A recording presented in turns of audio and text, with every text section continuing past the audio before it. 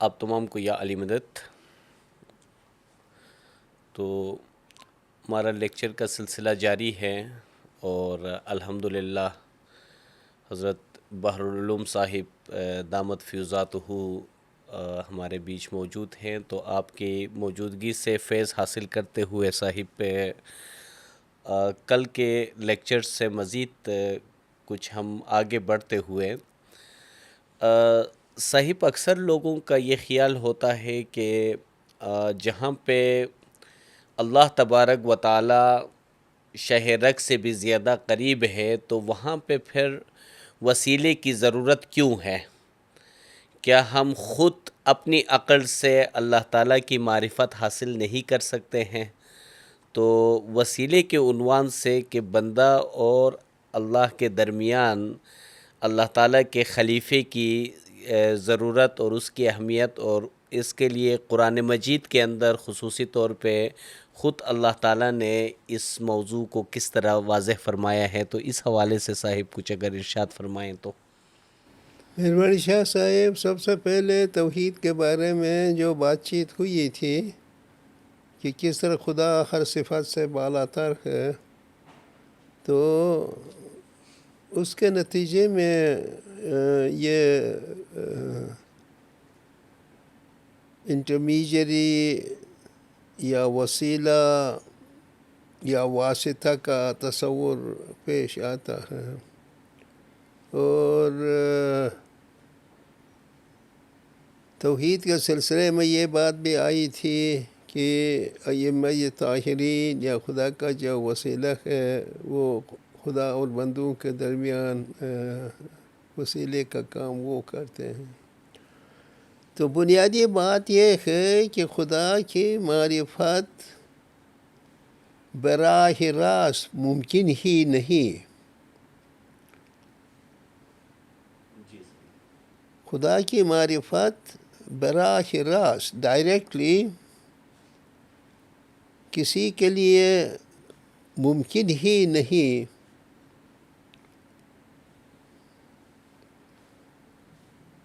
اگر ممکن ہوتی تو اتنے انبیاء کا دنیا میں آ کر توحید کا سبق دینا، اس میں کتنے انبیاء شہید ہوئے ہیں، کتنے ائمہ طاہرین شہید ہوئے ہیں اس توحید کو سبق دینے کے لیے، اور جو جہلات ہیں ان کی معرفت ان کو معلوم نہیں تھی تو ان کو شہید کیا گیا۔ تو اس لیے سب سے پہلے اولین بات یہ ہے کہ خدا کے براہ راست معرفت ممکن نہیں، اس لیے خدا نے اپنے وسیلے کا اہتمام کیا، اور اس سلسلے میں بہت سے آیات ہیں، بالخصوص حضرت آدم کے بارے میں، حضرت ابراہیم کے بارے میں، حضرت داؤد کے بارے میں اوپنلی آیات ہیں، اور ائمہ کے بارے میں جو آیات ہیں وہ بھی کچھ کم نہیں ہے، قرآن میں بہت ہیں۔ تو اصل بات یہ ہے کہ خود قرآن کریم میں خدا وسیلے کی اہمیت بیان فرماتے ہیں۔ اس میں میرے خیال میں یہ سورہ نمبر 5 اور آیت نمبر 35 ہے، اس میں خدا فرماتے ہیں وَابْتَغُوا إِلَيْهِ الْوَسِيلَةَ،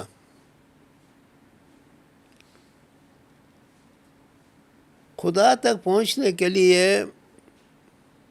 اپنے لیے آپ وسیلہ ڈھونڈ لے لیجئے۔ اگر خدا تک براہ راست پہنچنا ممکن ہوتا تو خدا کو یہ فرمانے کی ضرورت ہی نہیں ہوتی،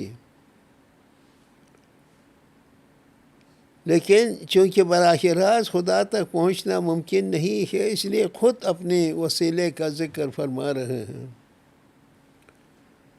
اور وسیلے کے سلسلے میں ہم نے توحید کے سلسلے میں بات ہوئی کہ پیغمبر نے فرمایا کہ بینی و بین ربی 5 وسائط، میرے اور میرے رب کے درمیان 5 وسائط ہیں۔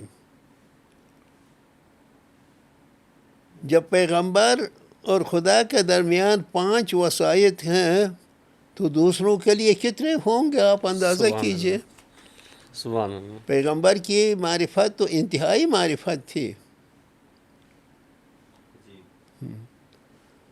تو اس لیے جو حضرات کہتے ہیں کہ ہم براہ راست خدا تک کیوں نہیں پہنچتے ہیں، تو وہ اپنے عقل کے لحاظ سے کچھ اپنا تصور بنا رہے ہیں. تو عوام کا تصور کیا ہوتا ہے کہ پیر شہاب الدین شاہ الحسینی نے ایک مشہور روایت بیان کی ہے. اس روایت میں یہ ہے، تو فرماتے ہیں اگر کسی چونٹی سے پوچھا جائے کہ تمہارے نزدیک خدا کا تصور کیا ہے، تو چونٹی کیا کہتی ہے؟ خدا کے 2 ڈنک ہیں. کیونکہ چونٹی کے لیے اس کا ایک ہی ڈنک ہوتا ہے، تو اپنے مرتبے کے لحاظ سے اس کے لیے 2 ڈنک جس کے ہوں تو بہت ہی سپیریئر اور بہت ہی اعلیٰ شخصیت ہوگی وہ. سبحان. تو فرماتے ہیں اسی طرح ہر انسان جب خدا کا تصور کرتا ہے عوام، تو ان کا تصور ایسا ہی ہوتا ہے کہ جس طرح بیچاری چونٹی جو ہے ان کے لیے 2 ڈنک ہونا بہت بڑی بات ہے، تو ان کے نظر خدا کا تصور 2 ڈنک والا کوئی شخصیت ہے یا چیز ہے. تو اسی طرح دوسرے تمام عوام جو ہے ان کی بھی یہی حیثیت ہے. تو چونکہ ان کے لیے پاسبل ہی نہیں تھا خدا کا تصور کرنا، اس لیے خدا نے اپنی معرفت کے خاطر ایک وسیلہ مقرر کیا. اور اس وسیلے کی کیا شان ہوتی ہے، یہ سورہ نمبر 4 اور آیت نمبر 80 میں ہے. وَمَن يُطِعِ الرَّسُولَ فقط اطاع اللہ. اور جو رسول کی اطاعت کرتا ہے وہ خدا کی اطاعت کرتا ہے.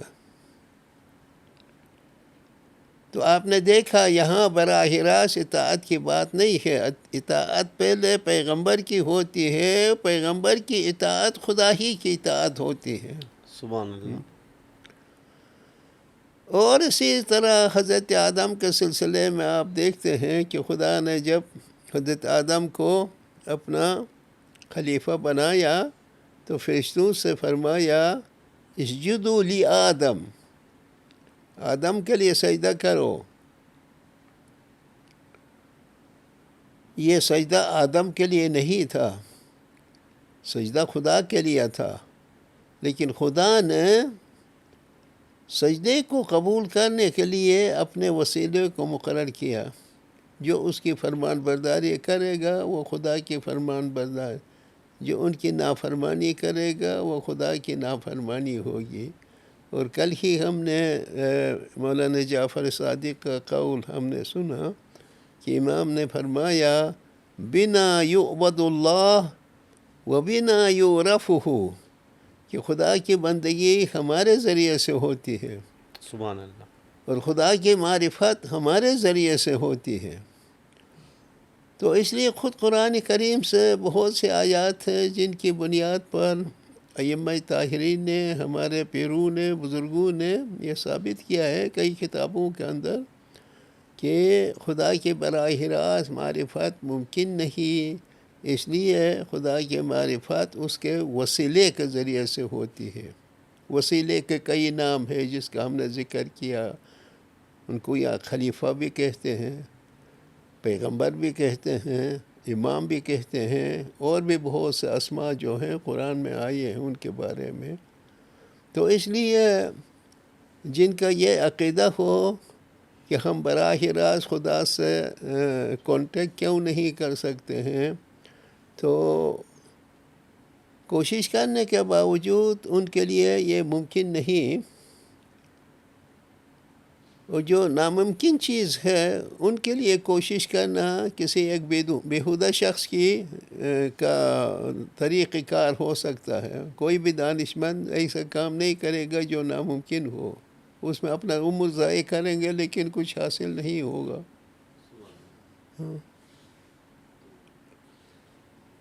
اور اسی سلسلے میں دوسرا کوئی پہلو ہو تو آپ. جی صاحب، یہاں پہ ایک بہت اہم سوال کا ہمیں جواب مل گیا. اکثر سوال کرتے تھے کہ یا ایھا الذین آمنوا اطیعوا اللہ، تو یہاں سوال ہوتا تھا کہ اللہ کی اطاعت کس طرح ممکن ہے. تو یہاں پہ وَمَن یُطِعِ الرَّسُولَ فَقَدْ أَطَاعَ اللہ کے اندر بھی یہ جواب ہمیں مل گیا ہے کہ جو رسول صلی اللہ علیہ وسلم کی اطاعت کرتے ہیں تو در حقیقت اللہ کی اطاعت ہی وہی ہے جو رسول صلی اللہ علیہ وسلم کی اطاعت کرتے ہیں. اصل میں خدا نے یہ کائنات بنائی ہے، اس کی نوعیت کے بارے میں پیر ناصر خسرو کتاب وجہ الدین میں فرماتے ہیں. یہ کائنات ایسی ہے کہ جس کے اندر ہر نچلی چیز کو اوپر کی چیز کے لیے خود کو تسلیم کرنا پڑتا ہے، ان کے حوالے کرنا پڑتا ہے. اس راستے کو چھوڑ کر اپنی جگہ پر اسٹرگل کرنے کی کوشش کرے کوئی نہیں پہنچتا. پیر ناصر حوالہ دیتے ہیں کتاب وجہ الدین کے دوسرے باب کے آخر میں ہے کہ نباتات کے جمادات کی ترقی کب ہوگی. جمادات اپنی جگہ پر اڑے رہیں کہ ہمیں کسی کو بھی تسلیم کرنا نہیں ہے، تو ہمیشہ کے لیے جمادات رہیں گے. چٹان ہوں گے، پہاڑ ہوں گے، یہ ہوں گے، ان سے کوئی چیز پیدا نہیں ہوگی. لیکن ان کے اندر اگر عاجزی پیدا ہو تو وہ اچھی مٹی میں بدل جاتے ہیں. پتھر مٹی جو سخت پتھر ہے وہ آہستہ آہستہ آہستہ مٹی میں بدل جاتا ہے. وہ اس کے اندر جو ہے پستی پیدا ہو گئی، عاجزی پیدا ہو گئی، تو اس کے نتیجے میں کیا ہوگا؟ اس کے لیے ایک پہلے جو اس کے اندر طاقت نہیں تھی وہ طاقت اس کے اندر پیدا ہوگی. اس طاقت کو روح نباتی کہتے ہیں. کہ جب جمادات جو ہے بہت ہی مہین ہو جاتے ہیں، مٹی میں بدل جاتے ہیں، تو اس کی وجہ سے اس کے اندر ایک روح نباتی کے نام سے ایک طاقت پیدا ہوتی ہے. پتھر اپنی جگہ پر بڑھ نہیں سکتا ہے، لیکن نباتات جو ہے اپنی جگہ پر بڑھ سکتے ہیں. کتنے بڑے درخت بنتے ہیں. دیکھیں ہم اخروٹ کو دیکھیں، خود خوبانی کو دیکھیں، دوسرے درختوں کو دیکھیں، تو کہ اس کا قانون یہ ہے کہ ہر نچلی چیز جو ہے اس کو اوپر کی جو حد ہے اس میں فنا ہونا چاہیے. اس فنائیت کی وجہ سے اوپر کی جو طاقت ہے نیچے اس میں آ جاتی ہے. ابھی نباتات نے جب جمادات نے نباتات کے لیے خود کو سبمٹ کیا، تسلیم کیا، ان کے حوالے کیا، تو ان کے اندر روح نباتی پیدا ہو گئی. ابھی نباتات میں دو قسم کی نباتات ہیں. کچھ زہریلے نباتات ہیں اور کچھ شیریں نباتات ہیں. زہریلے نباتات کو کھا جائے خود انسان بیچارہ وہ نہیں، حیوان بیچارہ خود مر جاتا ہے. لیکن جو شیریں ہیں ایکسیپٹ کرتے ہیں حیوانات کو، تو حیوانات کو قبول کرنے کی وجہ سے نباتات کے اندر ایک اور نئی روح پیدا ہوتی ہے. اس کو روح حیوانی کہتے ہیں. حیوان میں بھی دو قسمیں ہیں. حلال اور حرام کا جو تصور ہے، پیغمبروں کی جو تعلیم ہے، حلال سے وہ انسان کے اندر ان کے اندر روح انسانی پیدا ہوگی. جو حلال حیوان ہے، انسان جب ان کو کھاتا ہے تو انسان کے کھانے کی وجہ سے پہلے جو حیوانی روح تھی اس کے اوپر روح انسانی کا اضافہ ہوتا ہے. پھر عام انسانوں کو جسمانی طور پر کھانے کا تصور نہیں ہے. مثلا نباتات نے جمادات کو کھا لیا، حیوانات نے نباتات کو کھا لیا، انسان نے حیوانوں کو کھا لیا، یہاں تک جسمانی فنا ہے۔ اس کے اوپر جسمانی فنا نہیں ہے، وہ اطاعت کی فنا ہے۔ کہ انسان سے اوپر کوئی جسمانی کوئی اشرف مخلوق کوئی نو ظاہر نہیں نہ ہے، ہونے۔ کوئی نو نہیں ہے۔ صحیح۔ تو پھر جو انسانی ناقص جو ہے اس کو انسانی کامل میں فنا ہونے کے لیے شرط یہ ہے کہ انسانی کامل جو فرماتا ہے اس کے مطابق عمل کرے، تو انسانی ناقص کے اندر بھی انسانی کامل کی روح القدس اس کے اندر پیدا ہوتی ہے۔ سبحان اللہ۔ اور تمام ہمارے بزرگان دین جب کسی خاندان میں پیدا ہوئے تھے وہ اسماعیلی مذہب میں نہیں تھے، امام کے مرید نہیں تھے، لیکن انہوں نے امام کو تسلیم کیا اور اچھی طرح سے اطاعت کی۔ جو میں نے وہاں عرض کیا ہے کہ امام کی نورانی ہدایت اور مومنین کی مخلصانہ اطاعت سے سلمان فارسی جیسے مومنین پیدا ہوتے جا رہے ہیں۔ سبحان اللہ۔ اور سلمان فارسی اسی اطاعت کی وجہ سے پیغمبر کے خاندان سے ہوا تھا، اہل بیت سے ہوا تھا۔ تو ہوتے ہوتے جب سلسلہ یہ ہے کائنات کے اندر، تو کس طرح ممکن ہے کہ نباتات ڈائریکٹ جا کر خدا کے ساتھ واسطہ پیدا کرے، یا نباتات یا حیوانات یا عام انسان؟ سبحان اللہ۔ تو اس لیے خدا کے ساتھ جو لنک ہے وہ صرف انسانی کامل کا ہے، سبحان اللہ۔ اور خدا تک پہنچنے کے لیے انسانی کامل کی اطاعت چاہیے۔ عجیب یہ عجیب۔ قانونی قدرت اس طرح ہے، اور قانونی قدرت کو چھوڑ کر کوئی فلانگ لگانے کی کوشش کر تو اس کی ٹانگیں جو ہیں خواہ مخواہ چلی جائیں گی بیچاریاں۔ عجیب عجیب عجیب صاحب۔ تو بہت شکر گزاری صاحب۔ اس کے اندر بعض جب لوگ سوالات کرتے ہیں صاحب، لوگوں کے ہمارے ذہنوں میں اکثر یہ سوال پیدا ہوتا ہے، انسان کو اللہ تعالیٰ نے جو ایک عقل غریزی عطا کی ہے، جو ان کے پاس ایک عقل ہے، تو اس کی وسعت کہاں تک ہے اور کہاں تک یہ عقل جا سکتی ہے صاحب، اور کہاں اس کے حدود ختم ہوتے ہیں اور وہاں اس کے سہارے کو کی اس کو ضرورت ہے؟ تو اس حوالے سے صاحب کی کیا یہ کلی طور پر اسی عقل کے اندر ہی کوئی ایسی صلاحیت ہے یا اس کو بھی سہارے کی ضرورت ہے؟ تو اس حوالے سے اگر کچھ ارشاد فرمائیں صاحب۔ یقیناً شاہ صاحب جو بات چیت ہماری ہوئی ہے اس سے بھی یہ اندازہ ہوتا ہے جی صاحب۔ کہ جو بھی آج پرفیکٹ نہیں، جو کامل نہیں، جو ناقص ہے، ناقص جو اردو میں کہتے ہیں، عربی میں اس میں نہیں ہے۔ اردو میں ناقص کہتے ہیں نا، کسی کو گالی دینا بھی ہونا تو ناقص کہتے ہیں، ایسا نہیں ہے۔ عربی میں ناقص اس چیز کو یا اس شخص کو کہتے ہیں کہ جو اپنے مرتبے تک، اصل مرتبے تک نہیں پہنچا ہے۔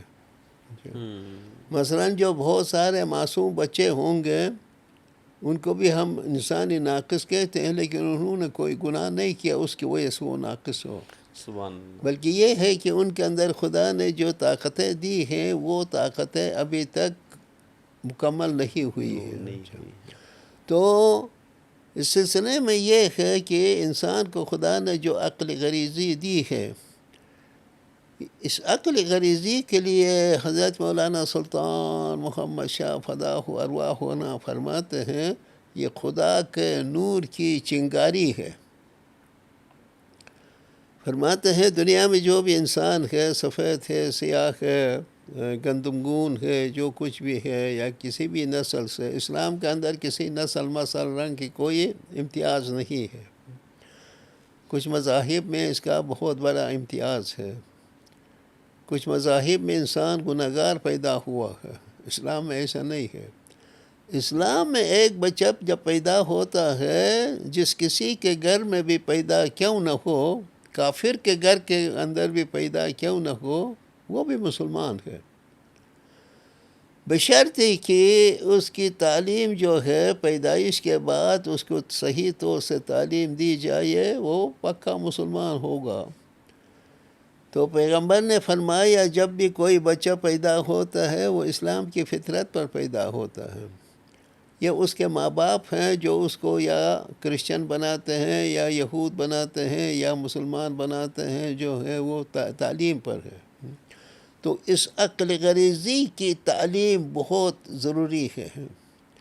عقل غریزی میں یہ صلاحیت ضرور ہے کہ شروع میں حق اور باطل میں وہ تمیز کر سکتا ہے، جب تک اس نے کوئی گناہ نہیں کیا، اس کی روح پاک ہے، اتنی صلاحیت ضرور ہے۔ تو اسی صلاحیت کی بنا پر سلمان فارسی پہلے ایک آتش پرست کے اولاد تھے، اور اس کا باپ چاہتا تھا کہ وہ کسی مذہب میں نہ جائے، اس کے لیے گھر سے باہر نکلنے کی بھی اجازت نہیں تھی، لیکن قدرت کو جو منظور ہو کوئی کیا کر سکتا ہے کہ ایک دن باپ باہر چلا گیا تو سلمان فارسی دیکھا دروازہ کھلا ہے، وہاں سے نکل گیا کہ نزدیک میں کوئی کرسچن چرچ تھا، وہاں جو ہمس ان کے ہیں جو ہم ہمارے یہاں گنان وغیرہ ہم مناقب ہیں، اس طرح ان کے سنا تو اس کے اندر اس کو زیادہ معنی دکھائی دیے آتش پرستی سے۔ جا کر وہ خود ایک کرسچن مذہب اختیار کیا، اور باپ کو پتہ پڑا تو اس نے بہت اس کے اوپر سختی کی۔ اور آپ کو معلوم ہوگا کہ حضرت سلمان فارسی کے سلسلے میں دشت ارجنہ کے نام سے ایک سٹوری ہے، جی جو صحیح۔ بدخشان میں چترال ہنزا سب جگہ یہ بہت ہی مشہور ہے۔ کہتے ہیں کہ باپ اس کو قتل کرنا چاہتا تھا، لیکن اس کی پدری محبت کی وجہ سے مجبور ہو کر اس نے سلمان فارسی کو ایک جنگل میں بیچ دیا، جس کا نام دشت ارجنہ ایران میں کوئی ہے، وہ ابھی تک اس کو میرے خیال جغرافیائی حدود میں اس کا ذکر آتا ہے۔ وہاں گئے، بکریاں لے کر ادھر گیا تو کہتے ہیں کہ واقعاً ایک شیر پیدا ہوا۔ اپنے دل میں اس نے دعائیں شروع کی، تو اتنے میں ایک نوجوان گھوڑے پر سوار وہاں پر حاضر ہوا، اس نے شیر کو مار ڈالا، ختم کیا۔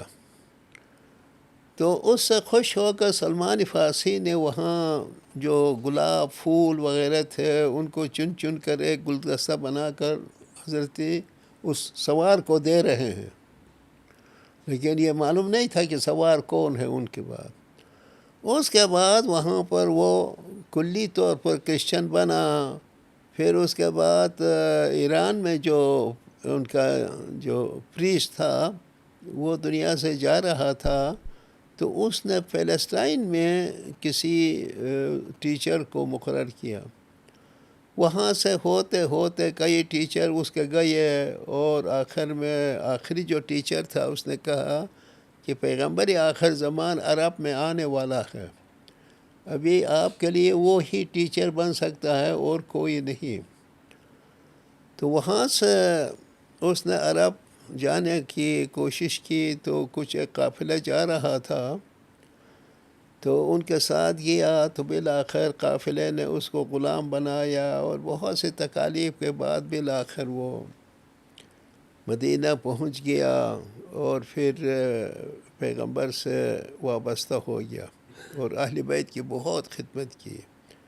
کہتے ہیں کہ مولانا مرتضیٰ علی اس زمانے میں عمر میں چھوٹے تھے، اور حضرت سلمان فارسی اس کی عمر بہت لمبی ہو گئی تھی، تو مولا ایک مرتبہ اس کے ساتھ دل لگی کرتے ہیں، وہ کچھ خرما کو اٹھا کر سلمان فارسی کو مارتے ہیں۔ سلمان فارسی کہتے ہیں یا علی، میری اور آپ کی عمروں کا اندازہ دیکھ لیجئے کہ آپ میرے ساتھ مذاق کر رہے ہیں، میری عمر اتنی لمبی ہے اور آپ اتنے چھوٹے ہیں۔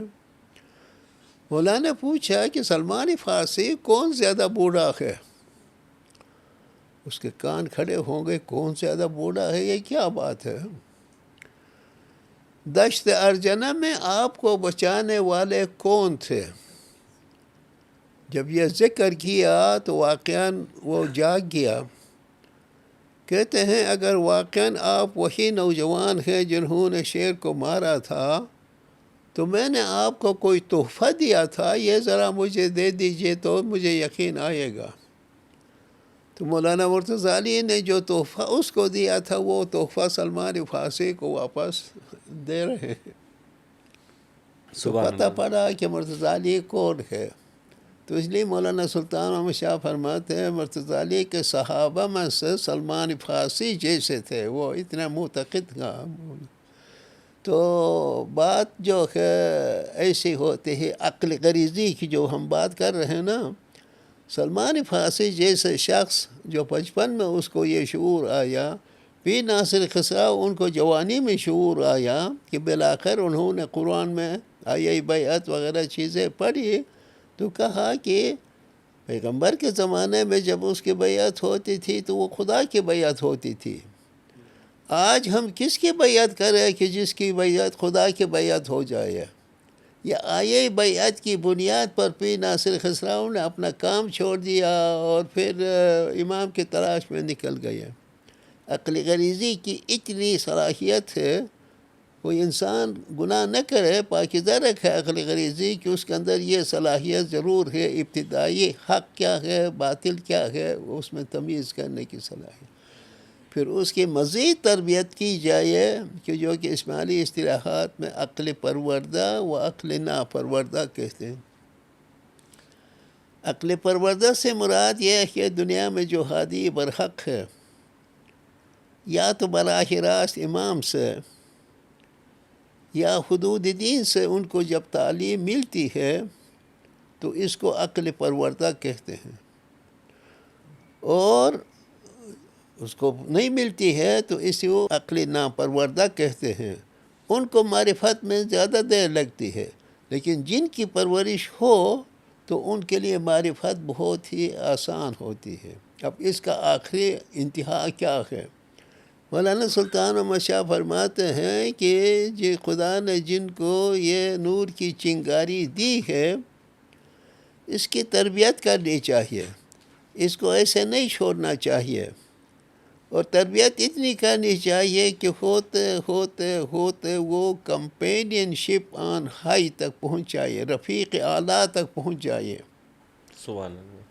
اور رفیق اعلیٰ سے یہ مراد ہے کہ جب رفیق خدا کسی کا رفیق بنتا ہے تو وہ بادشاہ باقی نہیں رہتا ہے.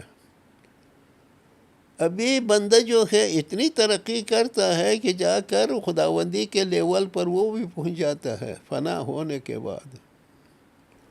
تو اس لیے جو انسان کو جو عقل دی گئی ہے اس کی کوئی انتہا نہیں، یہاں تک کہ جا کر سیدھے یعنی جس راستے سے اس کو چلنا چاہیے صراط مستقیم سے ہوتے ہوتے خدا کے ساتھ مل جاتا ہے. اور یہ مولانا سلطان احمد شاہ انا للہ و انا الیہ راجعون کے بارے میں فرماتے ہیں کہ یہ چھوٹی سی آیت قرآن کے جتنے معنی ہیں ان سب سے زیادہ معنی اس چھوٹی آیت کے اندر ہیں. سبحان اللہ. پھر مولا فرماتے ہیں یہ کیوں اور کس طرح؟ کہتے ہیں اس آیت کے اندر روح کا مبدأ کیا ہے اور معاد کیا ہے، روح کہاں سے آئی اور کہاں واپس ہو رہی ہے، اس کا ذکر اس چھوٹی آیت کے اندر ہے. انا للہ و انا الیہ راجعون، ہم خدا سے آئے ہیں اور خدا کی طرف واپس جا رہے ہیں. تو مطلب خدا جو ہے ہماری روح کا مبدأ بھی ہے، ابتدا بھی ہے اور معاد بھی ہے، انتہا بھی ہے. تو اس لیے عقل غریزی کی بہت بلند اس کا مرتبہ ہے. لیکن اس کے لیے اگر عقل پروردہ اس کی پرورش کرے تو اس صورت میں پھر وہ اپنے اصل مقام تک پہنچ جاتی ہے نا صاحب. یہی ہے. جی لیکن ان کو بر وقت پرورش نہ ملے تو اس کے لیے بہت لمبا ٹائم، اس کو بھی بالآخر خدا جو ہے وہ محروم نہیں کر دے گا، کیونکہ خدا نے فرمایا میری رحمت نے میرے غضب پر سبقت لی ہے. سبحان اللہ. ہاں سبحان میرے اللہ. غضب تو ہے لیکن میری رحمت جو ہے میرے غضب سے زیادہ آگے ہے. سبحان اللہ. سبحان اللہ. تو اس لیے اسماعیلی مذہب کے لحاظ سے دنیا میں جتنی روحیں ہیں کچھ کو تو بر وقت جن کو امام ملا ہے ان کے لیے بہت راستہ آسان ہے، لیکن جن کو نہیں ملا ہے وہ اتنی ایٹرنیٹی میں ان کے لیے بھی چانس مل جائے گا. استاد گرامی نے لکھا ہے کہ 9 لاکھ سال لگتے ہیں ایک روح جو بہت سے بہت گری روح ہے، اس کے لیے بھی 9 لاکھ سال لگتے ہیں کہ بعد میں جو ہے وہ خدا شناسی تک پہنچ جائے گی۔ سبحان اللہ، سبحان اللہ۔ یہ غالباً رومی کا یہ شعر بھی اسی طرف اشارہ ہے صاحب، 900,000 سال شدتا قالبم را ساختن ان قالب جزوی مبین من عاشق دیری نعم۔ وہی ہے شاہ صاحب، جی صاحب۔ کیونکہ صاحب خود مولانا رومی کو بہت چاہتے تھے، کیونکہ مولانا سلطان نے فرمایا رومی خود ایک اسماعیلی نہیں تھے، لیکن وہ ایک اسماعیلی کے مرید تھے۔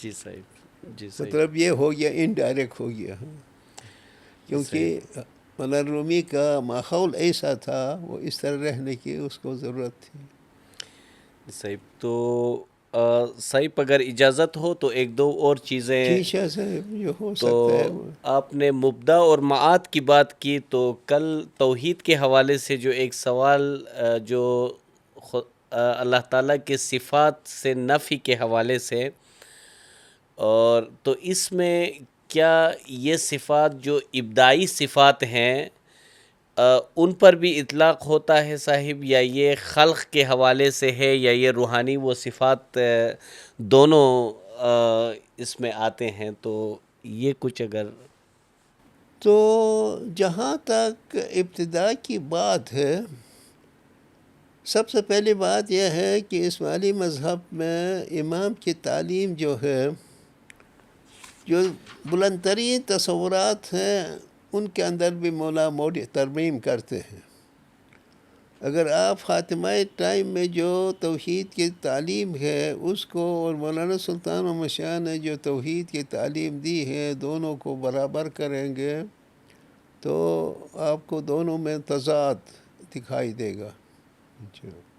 تضاد اس لیے نہیں ہے کہ امام کے اندر یا اماموں کے اندر کوئی تضاد ہے، لیکن وقت کی بات ہے، وقت کہاں تک پہنچا ہے۔ مثلا کل ہم پرسوں یا بات چیت کر رہے تھے کہ ایک درخت ہے، ابھی موسم سرما میں وہ درخت جو ہے پتے سب کچھ گر جاتے ہیں، وہ صرف ایک لکڑی رہ جاتی ہے۔ موسم بہار جب آتا ہے اسی لکڑی سے کون پھلیں پیدا ہوتی ہیں، جی صاحب، شگوفے پیدا ہو رہے ہیں۔ ابھی کون پھل کی تعلیم الگ ہوگی، شگوفے کی تعلیم الگ ہوگی، پھول کی تعلیم الگ ہوگی، کچے میوے کی الگ ہوگی، پکے میوے کی الگ ہوگی، اور پکے میوے میں جو تیل ہے اس کی تعلیم الگ، کہ تیل کے بعد جو ہے جو آگ لگانے سے وہ روشنی میں بدل جاتا ہے، اس کی تعلیم الگ ہوگی ہے۔ تو اس لیے دور قیامت میں اس وقت مولانا سلطان محمد شاہ نے جو تعلیم دی ہے، اس آرٹیکل میں آپ نے خود پڑھا نا، کتنی جگہ پر آپ نے پڑھا۔ جی صاحب، مولا فرماتے ہیں کہ مولانا سلطان محمد شاہ کے زمانے تک ہمارے یہاں بھی مونوتھیزم تھا، یک الہیت کا تصور تھا، لیکن مولا نے اس تصور کو اور بلند کیا کہ اس تصور میں کیا کمی ہے۔ استاد گرامی فرماتے ہیں کہ اگر خدا کے تصور کو دیکھیں تو یہ کہاں سے آغاز ہوتا؟ عام صورت میں، عام صورت میں سب سے پہلے بت پرستی سے آغاز ہوتا ہے۔ کہتے ہیں کہ دنیا میں 2 قسم کے لوگ ہیں۔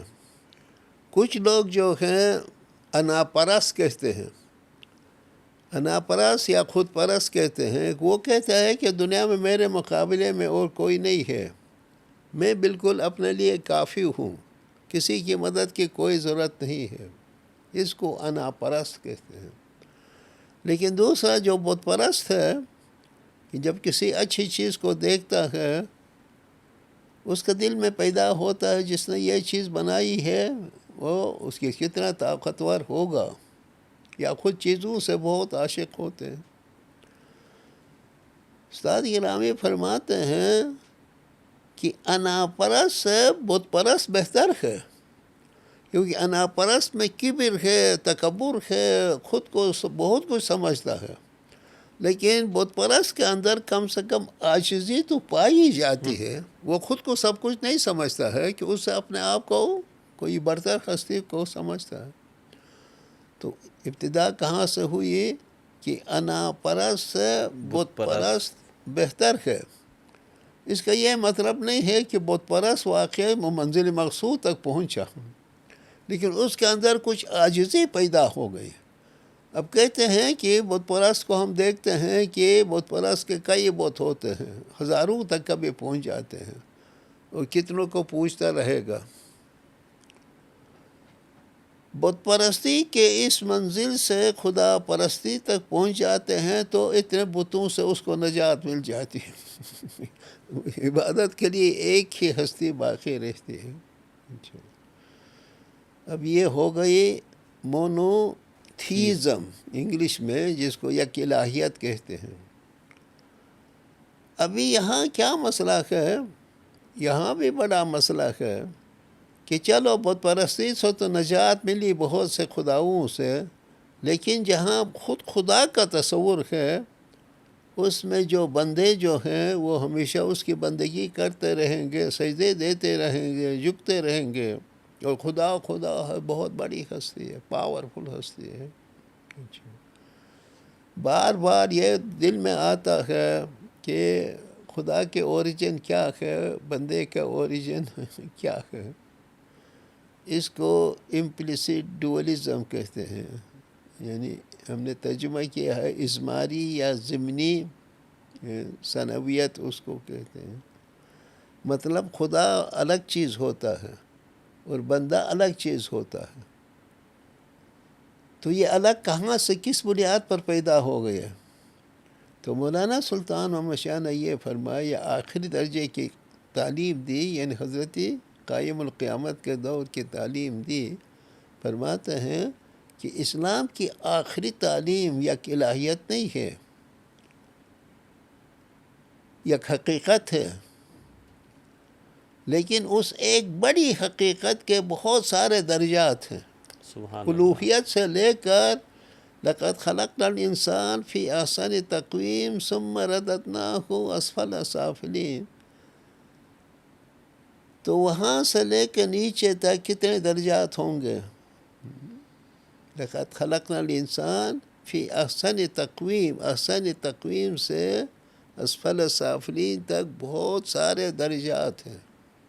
مولانا سلطان احمد شاہ فرماتے ہیں ان میں سے جتنے بھی درجات ہیں کہ ایک ذرہ کیوں نہ ہو، ایک مولکیول کیوں نہ ہو، تو اس ذرے کے ساتھ بھی خدائی روح کا تعلق ہے. سبحان اللہ. اس ذرے کے ساتھ بھی خدائی روح کا تعلق ہے. کوئی بھی ذرہ خدا کے روح سے کے تعلق سے خالی نہیں ہے. پھر فرماتے ہیں کہ انسان جو ہے ان میں سے بہت ایڈوانس ہے، لیکن انسان ایڈوانس کب ہوتا ہے؟ نیچے سے ترقی کرتے کرتے کرتے. جس طرح مولانا رومی نے فرمایا کہ میں پہلے پتھر میں تھا، اس کے بعد نباتات میں آ گیا، پھر میں حیوان ہو گیا، اور حیوان سے انسان بنا، انسان سے میں فرشتہ بنوں گا. وہ بھی میری آخری منزل نہیں ہے جب تک میں انا للہ و انا الیہ راجعون تک نہ پہنچوں. سبحان اللہ. تو آپ دیکھتے ہیں کہ خدا کا جو مرتبہ ہے کتنا بلند ہے، لیکن خدا نے کسی چیز کو بھی اپنے سے جدا نہیں کیا ہے. یہ جو ہے وہ مولانا سلطان احمد شاہ فرماتے ہیں یہ دنیا جو ہے خداوند کی لامحدود تجلیات میں سے ایک تجلی ہے. تجلی ہے. سبحان اللہ. لامحدود تجلیات میں سے ایک تجلی ہے. تو یہ تصور، آخری تصور جو مولا نے دیا ہے، یہ اسلام کے آخری درجے کا تصور ہے کہ جس میں بندہ اور مولا ایک ہی حقیقت ہے. اس لیے یہ کتاب مولا اور بندہ کی یکتائی، جی صحیح، یہ استاد گرامی نے یہ لکھا ہے. تو اس کی کئی مثالیں خود مولانا حاضر امام نے شالیمار باغ میں جب آغا خان ایوارڈ فار آرکیٹیکچر پر جو سیمینار تھا، اس میں مولانا فرید الدین عطار کے نام سے ایک صوفی ہے، اس نے کتاب لکھی ہے منطق الطیر، اس منطق والتعلیم میں قصہ یہ ہے کہ دنیا میں جتنے پرندے تھے ان کو یہ شعور پیدا ہوا کہ ابھی تک انہوں نے اپنے بادشاہ کا دیدار نہیں کیا ہے. بادشاہ کے دیدار کے لیے سب جمع ہو گئے اور ہزاروں نے مل کر سفر شروع کیا. فرماتے ہیں کہ یہ سفر اتنا مشکل ہے کہ بہانے شروع ہو گئے. کسی نے کہا کہ میرے ماں باپ بوڑھے ہیں، کسی نے کہا میرے بچے چھوٹے ہیں، کسی نے کہا میری بیگم جو ہے اکیلی ہے پیچھے. ہوتے ہوتے ہوتے بہت ہزاروں پیچھے رہ گئے. صرف آخر میں 30 پرندے بچ گئے. 30 پرندے خدا کے منزل تک پہنچ گئے. اور یہ فارسی میں ان کو سی مرغ کہتے ہیں.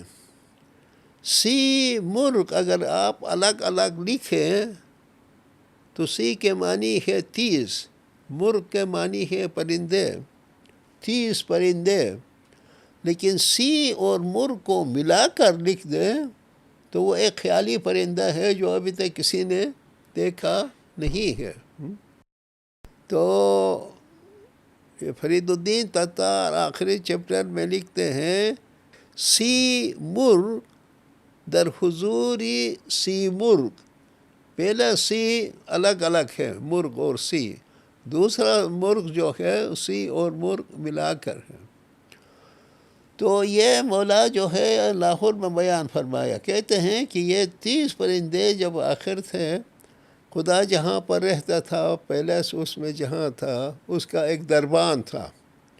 جب یہ پہنچے کہ ہم سمر کا دیدار کے لیے آئے ہیں تو کہا اس طرح خدا سمر کا دیدار تھوڑا ہوتا ہے. اس نے دوبارہ اچھی طرح سے ان کو جانچ پڑتال کیا، لیکن وہ کافی یوزڈ ہو گئے تھے. بالآخر وہ پاس ہو گئے. دروازہ کھولتا ہے، سامنے ایک مسند ہے. مسند یعنی گویا تخت ہے جہاں پر سمر بیٹھتا. تو کہتا ہے کہ یہ دربان، اب یہ جو مسند ہے آپ جا کر بیٹھ جائیے تو سیمرغ آپ کو دیدار دینے کے لیے آئے گا.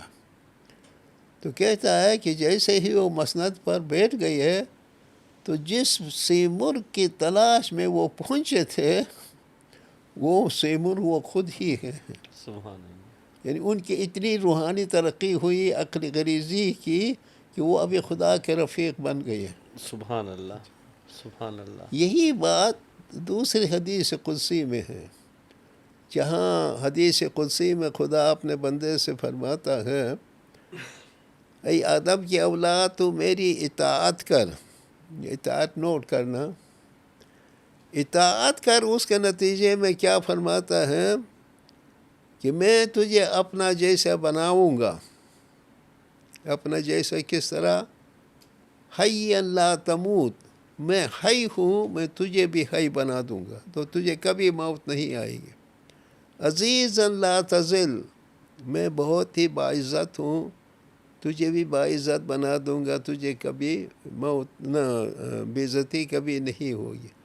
وغنی لا تفتقر، اور میں بے نیاز ہوں اور تم کو بھی میں بے نیاز بنا دوں گا اور تم کو کبھی کسی چیز کی حاجت نہیں ہوگی.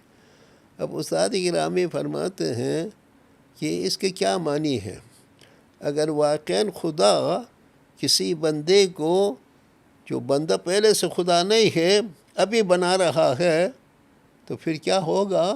پھر بھی عمر بھر اس بڑے خدا کا وہ محتاج رہے گا کیونکہ اس نے اس کو بنایا ہے. کہتے یہ بات نہیں ہے. بات یہ ہے کہ انسان پہلے سے خدا ہے لیکن اس کے اوپر پردے ہیں. عالم والا سے دنیا میں آئے اتنے سارے پردے ہیں. اس کے لیے اطاعت شرط ہے. یعنی اولی الامر کی اطاعت جو خدا کی اطاعت ہے، پیغمبر کی اطاعت جو خدا کی اطاعت ہے، امام کی اطاعت جو خدا کی اطاعت ہے، یہ اطاعت کا کورس جب مکمل ہو جاتا ہے تو اس کے ذریعے سے اس کے اوپر جو پردے ہیں وہ آہستہ آہستہ آہستہ آہستہ ہٹتے جا رہے ہیں. کہ جس طرح جو شگوفہ ہے وہ آگے بڑھتا ہے کہ اس کے پردے جو ہٹتے جا رہے ہیں. چوبے سے پھول بنا، پھول سے کچا میوہ، کچے میوے سے پکا، پکے سے جو گٹھلی میں مغز میں تیل، تیل سے آ کر پھر نور تک پہنچنا. تو یہ پردے ہٹتے ہیں. جب نور تک پہنچ جائے گا تو نور ہے اللہ نور السماوات والارض. اس کی اتنی شان ہے کہ زمین آسمان کو گھیرے میں لے لیا ہے. تو یہ اطاعت کی وجہ سے انسان اگر اولی الامر کی ہدایت کے مطابق اطاعت کرے تو خود کو وہ بالآخر خدا پائے گا. جس طرح وہ 30 مرغوں نے مسند پر بینے کے بعد ان کو معلوم ہوا کہ وہ خود سے مرغ ہیں، اسی طرح انسان منصور حلاج کی طرح انا الحق کہہ سکتا ہے. جی صاحب، گویا کہ وہ اس خدائی نور میں داخل ہونے کے بعد جب اس کو معرفت ہوگی تو وہ اپنی ہی حقیقت کو وہ وہاں پہ جا کے پاتا ہے. ہاں، وہی اس کی جو اصل انا علوی ہے، جو اصل انسان کی 2 انا ہے. ایک سفلی ہے جو اس وقت ہمارے جسم کے ساتھ ہے، اور دوسری علوی ہے جو جسم سے بالا تر حقیقت ہے، جو اصل حقیقت. تو جو ما امدہ نیستم ان سایہ ماست، رومی نے جو فرمایا ہے صاحب کہ یہ بھی وہ عنائے علوی کے لحاظ سے انسان وہاں پر یہاں سایہ ہے، ہمیشہ ادھر کے لیے حقیقت ہے. ہے. تو یہ جو انبعاث ہے صاحب کہ اس مقام پہ جا کے یہ جو جاگنا ہے، تو گویا کہ یہ صرف اور صرف یہ معرفت ایک آگاہی اور جاگنا ہے، لیکن وہاں سے کوئی یہاں پہ کوئی روح ایک طرح سے پھر ہم کیا یہ سمجھے کہ صاحب آئی ہی نہیں ہے، بلکہ صرف یہ ایک شعور ہے کہ جب اس کو یہ آگاہی ہو جاتی ہے تو وہ اپنے آپ کو ہمیشہ کے لیے اسی مقام پہ پاتا ہے. کیونکہ روحانی چیزیں سفر نہیں کرتی ہیں. سبحان اللہ. اب جسمانی چیزوں کو بھی دیکھیں، آج ٹیلی فون ہے، آپ کے پاس دوسرے میڈیا کے مینس ہیں. آپ سے یہاں ٹیلی فون اٹھا کر ایک نمبر لگا دیا، امریکہ ہو، رشیا ہو، چین ہو، یا یہاں کہیں بھی ہو، تو نمبر لگانے سے آپ کا آواز آتی ہے. کیا آپ کا نمبر پھدکتے اس جگہ پر پہنچتا ہے یا کوئی اور طریقہ ہے؟ نہیں، سب جگہ پر وہی طاقت ہے، لیکن یہ کوڈ نمبر آپ نے لگایا تو آپ کا لگ گیا. سبحان اللہ. اسی طرح روحانی چیزیں جو ہیں وہاں روحانی سفر نہیں ہے، وہ زمان اور مکان نہیں ہے، ٹائم اور اسپیس نہیں ہے، اس سے بالاتر ہے، عالم امر ہے. تو اس طرح وہی ہے کہ انسان کا آنا اور جانا جو ہے وہ انسانوں کو سمجھانے کی خاطر، عوام کو سمجھانے کی خاطر یہ اصطلاحات ہیں، حقیقت کے لحاظ سے نہیں ہے. تو یہ قاب قوسین جو 2 کمانوں کا جو تذکرہ ہے، تو یہ بھی یہ دائرہ عبودیت اور معبودیت کا کوئی سنگم کہہ سکتے ہیں صاحب تو اس کو. صاحب نے جو اس میں گنج گران مایا میں جو اس کا پکچر بھی ڈرا کیا ہے، اس کا مطلب یہ ہے کہ فنا سے پہلے عبودیت اور الوہیت 2 الگ چیزیں ہوتی ہیں، عبد اور معبود کا. لیکن جب کوئی بھی عارف ہے، پیغمبر ہے، امام ہے، جو بھی ہے، فنا ہو گیا، فنا کے بعد وہ دونوں کمان مل کر ایک ہی سرکل بن جاتا ہے. وہ دائرہ مکمل ہو جاتا جو ہے. سرکل بن گیا تو وہ مکمل ہو گیا. سبحان اللہ. تو میں نہ میگویم انا الحق یار میگوید بگو. کہتے منصور سے پوچھا گیا، بھائی آپ کو شرم نہیں آتی کہ تم اتنا بڑا دعویٰ کر رہے ہو کہ انا الحق، میں خدا ہوں؟